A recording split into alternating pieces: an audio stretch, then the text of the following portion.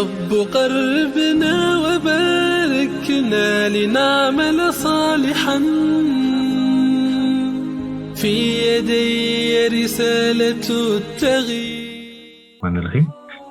Assalamualaikum warahmatullahi wabarakatuh. Kaum muslimin yang dimuliakan Allah Subhanahu wa taala, pertama-tama marilah kita panjatkan puji syukur kehadirat Allah Subhanahu wa taala sehingga pada kesempatan kali ini kita masih bisa bersua kembali di majelis yang dimuliakan Allah Subhanahu wa taala ini. Berikutnya semoga salawat dan salam senantiasa terlimpah curahkan kepada junjungan dan qudwah kita Nabi Muhammad sallallahu alaihi wasallam beserta keluarganya tercinta, para sahabatnya terkasih dan umatnya, termasuk kita sekalian ila yaumil qiyamah. Kaum muslimin yang dimuliakan Allah Subhanahu wa taala, Syekh Muhammad bin Abdullah Al-Jardani Ad-Dimyati dalam kitabnya Jawahirul Lu'lu'iyah fi Syarhil Arba'ina An-Nawawiyah, beliau menukil kisah salah satu di antara kekasih Allah Subhanahu wa taala, waliyun min awliyaillah yang bernama Ibrahim bin Adham. Hukiya anna Ibrahim ibn Adham, dihikayatkan Imam Ibrahim bin Adham mara bi suqil Basrah. Beliau mendatangi pasar yang ada di kota Basrah, Irak. Fastama'a an-nasu ilaih. Kemudian manusia mendatangi beliau untuk berkonsultasi terkait dengan masalah agama. Wa qalu lahu, kemudian sebagian di antara mereka bertanya, "Ya Aba Ishaq, wahai Abu Ishaq, ma lana nad'u fala yustajabu lana."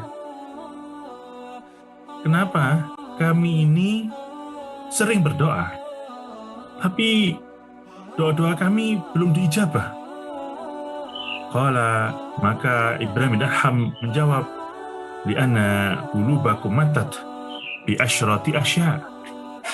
Doa kalian terhijab dari Allah Subhanahu wa taala karena hati kalian mati, dalam tanda petik, karena 10 perkara. Al-awalu, yang pertama adalah araftumullah falam taruddu haqqahu. Kalian mengklaim mengenal Allah, tapi kalian tidak menunaikan hak-haknya Allah Subhanahu wa taala. Hak-hak utama Allah Subhanahu wa taala adalah tauhidullah, mengesahkan Allah Subhanahu wa taala dalam masalah peribadatan, dalam masalah apapun, ya. Maka ketika kalian mengklaim mengenal Allah, tapi kalian tidak menunaikan hak-hak utama dari Allah Subhanahu wa taala, yaitu pentauhidan kepada Allah Subhanahu wa taala dalam segala aspek, mulai dari masalah akidah, ibadah, politik, ekonomi, dan lain sebagainya, maka itu menyebabkan hati kalian mati dan doa kalian terhijab dari Allah Subhanahu wa taala. Wa tsaniyu, yang kedua, za'amtum annakum tuhibuna Rasulullah wa taraktum sunnatah. Yang mengherankan, kalian mengklaim mencintai Rasulullah SAW, bahkan maulidnya kalian peringati. Ya, kalian mengaku banyak berselawat kepada baginda Nabi SAW. Wa taraktum sunnatah, tapi kalian mencampakkan sunnah-sunnahnya. Sunnah baginda Nabi SAW itu mencakup ucapan, perbuatan, ketetapan yang dinisbahkan kepada baginda Nabi SAW.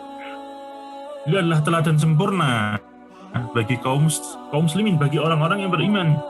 Dia adalah teladan paripurna yang Allah Subhanahu wa taala telah persiapkan untuk menjadi teladan terbaik bagi kehidupan manusia, mulai bagaimana baginda Nabi SAW masuk ke dalam kamar mandi, kemudian berinteraksi dengan keluarganya, bermuamalah dengan tetangga-tetangganya, sampai beliau mengatur negara. Karena klaim palsu kalian yang mengklaim cinta kepada Nabi tapi mencampakkan sunnahnya, maka hati kalian mati dan doa kalian terhijab dari Allah Subhanahu wa taala. Wasalitsu, yang ketiga, qara'tumul Qur'ana wa lam ta'malu bihi. Yang mengherankan juga, kalian membaca Al-Quran tapi kalian tidak mengamalkan isinya. Sementara Al-Quran itulah book of guidance, dia adalah buku petunjuk yang menjadi penuntun bagi manusia untuk mendapatkan sa'adah al-haqiqiyah, kebahagiaan hakiki di dunia dan di akhirat. Sementara Al-Quran itu saat ini ya ditempatkan hanya sebatas bacaan, diambil keberkahannya. Apakah salah? Tidak. Tapi bagaimana dengan fungsi utama Al-Quran sebagai book of guidance, sebagai buku petunjuk yang itu akan berikan tuntunan, mengamalkan isinya, mengamalkan syariat yang terdapat di dalamnya. Ya, tidak hanya berlomba mengamalkan bacaan-bacaan Al-Quran, tapi harus berlomba untuk mengamalkan isi syariat yang terdapat dalam Al-Quran. Sehingga kalian ketika menempatkan Al-Quran hanya sebatas bacaan, tapi tidak menjadikan dia book of guidance, tidak menjalankan isi aturan syariat yang ada padanya, maka hati kalian mati, dan sebab itu doa kalian terhijab dari Allah Subhanahu wa Ta'ala. Warabi'u, lanjut Ustaz Agung. Halo? Iya, monggo. Oh ya. Nanti dipotong yang ini ya. Iya. Warabi'u, akaltum ni'am Allah walam tu'attu syukraha. Kalian menikmati kenikmatan yang dilimpahkan Allah Subhanahu wa Ta'ala, yang curahkan Allah Subhanahu wa Ta'ala secara percuma. Udara diberikan secara percuma, cahaya matahari diberikan secara percuma, anggota tubuh kita lengkap diberikan secara percuma. Walam tu'attu syukraha, tapi kalian tidak menunaikan syukur kepadanya. Bagaimana bentuk syukur kepada Allah? Menggunakan mata yang diberikan Allah untuk melihat perkara yang baik, menggunakan lisan yang diberikan Allah untuk berbicara yang baik, menggunakan tangan kaki ini untuk perkara-perkara yang baik yang diridhoi Allah Subhanahu wa Ta'ala. Bukan malah sebaliknya. La in syakartum la azidannakum wa in kafartum inna 'adzabi lasyadid. Kalau kalian bersyukur, niscaya ditambah nikmatnya oleh Allah. Tapi kalau kalian kufur, tidak menggunakan kenikmatan yang diberikan Allah secara percuma, ya, yang tidak sesuai selaras dengan aturan syariat yang dibawa oleh baginda Nabi SAW, maka itu menjadi suatu hal yang kontradiktif. Ya, maka yang demikian bisa menyebabkan hati kalian mati dan doa kalian terhijab dari Allah Subhanahu wa Ta'ala. Wal khamisu qultum inna syaitana aduwwun lakum wa lam tukhallifuh. Kalian mengatakan syaitan adalah musuh utama kalian, tapi malah kalian tidak memusuhinya, malah kalian bersekutu dengan syaitan. Ya. Ketika Allah Subhanahu wa Ta'ala berfirman, ya ayyuhalladzina amanu udkhulu fi silmi kaffah wa la tattabi'u khutuwatis syaitan innahu lakum aduwwum mubin. Wahai orang-orang beriman, masuklah kalian ke dalam agama Islam ini, laksanakan syariat yang ada dalam agama secara keseluruhan, tapi ternyata dan kemudian diperintahkan pula untuk menyelisih langkah-langkah syaitan, karena sungguh syaitan adalah musuh yang nyata bagi orang-orang beriman. Tapi ternyata tidak demikian, malah ada sebagian di antara kaum muslimin hanya mengambil sebagian syariat dan mencampakkan syariat yang lain, karena dianggap bertentangan dengan demokrasi, bertentangan dengan era modernisasi, dan lain sebagainya, dengan stigma-stigma negatif, karena sudah terpengaruh oleh westernisasi, ya, pemikiran, doktrin-doktrin pemikiran yang menyesatkan dari barat. Waliyazubillah, kita berlindung kepada Allah dari yang demikian. Karena sesungguhnya hanya dengan mengambil syariat Islam secara kafah, masuk ke dalam Islam secara kafah, itu yang bisa menyelamatkan dari tipu daya syaitan. Sementara mereka yang hanya mengambil sebagian dari syariat itu dan meninggalkan sebagian dengan berbagai macam dalih dan argumentasi, maka sesungguhnya dia telah bersekutu dengan syaitan dan mengikuti langkah-langkah syaitan, padahal syaitan itulah musuh yang nyata bagi orang-orang yang beriman. Sehingga sebab itulah kemudian hati kalian mati dan doa kalian terhijab dari Allah Subhanahu wa Ta'ala. Wasadisu, yang keenam, qultum innal jannata haqqun wa lam ta'malu laha.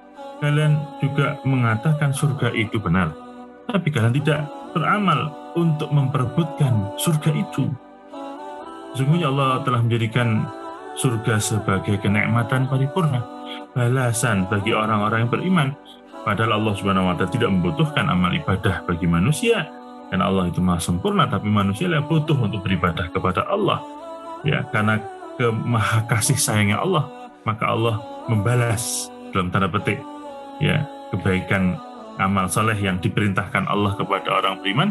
Ketika dijalankan, Allah akan balas dengan surga, dengan kenikmatan yang belum pernah dilihat oleh mata, belum didengar oleh telinga, bahkan belum pernah terbersit dalam hati manusia, ada kenikmatan model seperti itu. Ya, tapi yang aneh, ternyata manusia tidak tertarik. Ternyata manusia lebih tertarik untuk membangun gedung-gedung yang tinggi. Manusia lebih tertarik untuk mengumpulkan harta benda. Manusia lebih tertarik untuk mengumpulkan istri-istri dan anak-anak. Ya, hewan-hewan ternak, ladang-ladang pertanian dan lain sebagainya, tanpa menghiraukan halal dan haram. Tidak menjadikan miqyasul a'mal, standar perbuatannya dari halal dan haram. Ya, mereka menghalalkan segala cara untuk mendapatkan apa yang mereka inginkan. Mereka menghalalkan segala cara. Karena sebab itulah kemudian hati mereka mati dan doa mereka terhijab dari Allah Subhanahu wa taala. Wasabi'u, dan yang ketujuh, qultum innan nar haqqun wa lam tahrabu minha. Yang lebih mengherankan lagi, kalian tahu neraka itu ada, sangat dahsyat, sangat pedih, mengerikan, luar biasa. Ancaman yang diberikan Allah bagi orang yang melanggar aturan dan syariatnya, yang mempertuhankan akal dan hawa nafsunya, meninggalkan aturan-aturan Allah Subhanahu wa taala. Tapi yang mengherankan, kalian tidak berusaha lari meninggalkan neraka itu. Tidak lari, tidak patuh kepada Allah Subhanahu wa taala, melanggar larangan-larangan Allah Subhanahu wa taala. Ya, tidak mengindahkan perintah-perintah Allah Subhanahu wa taala.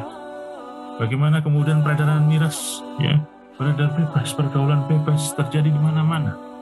Ya, berbagai macam kemungkaran, kemaksiatan, ya, didiamkan sedemikian rupa, bahkan berkolaborasi dengan kekuasaan. Wa'iyadzubillah. Maka itu menjadi sebab hati manusia menjadi mati dan doa mereka terhijab dari Allah Subhanahu wa taala. Wasaminu, yang ke-8, qultum innal mauta haqqun wa lam tasta'idulah. Sesungguhnya kematian adalah sebuah kepastian, tapi kalian tidak pernah mempersiapkan diri, ya, menghadapinya. Tanpa kita sadari, saudara kita, kerabat kita, tetangga kita, orang-orang yang dulu kita kenal, ya, satu persatu mereka telah meninggalkan kita, kembali kepada Allah Subhanahu wa taala menciptakan mereka. Maka kematian itu sudah jelas.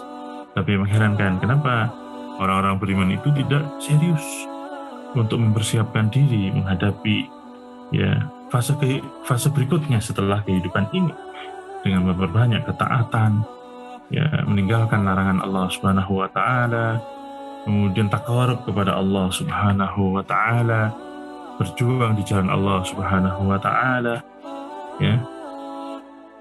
Bahkan kita melihat banyak orang yang kemudian mendapatkan akses kekayaan dan akses kekuasaan sedemikian rupa, ya, menggunakan untuk kepentingan diri dan keluarganya, seakan-akan mereka tidak akan mati.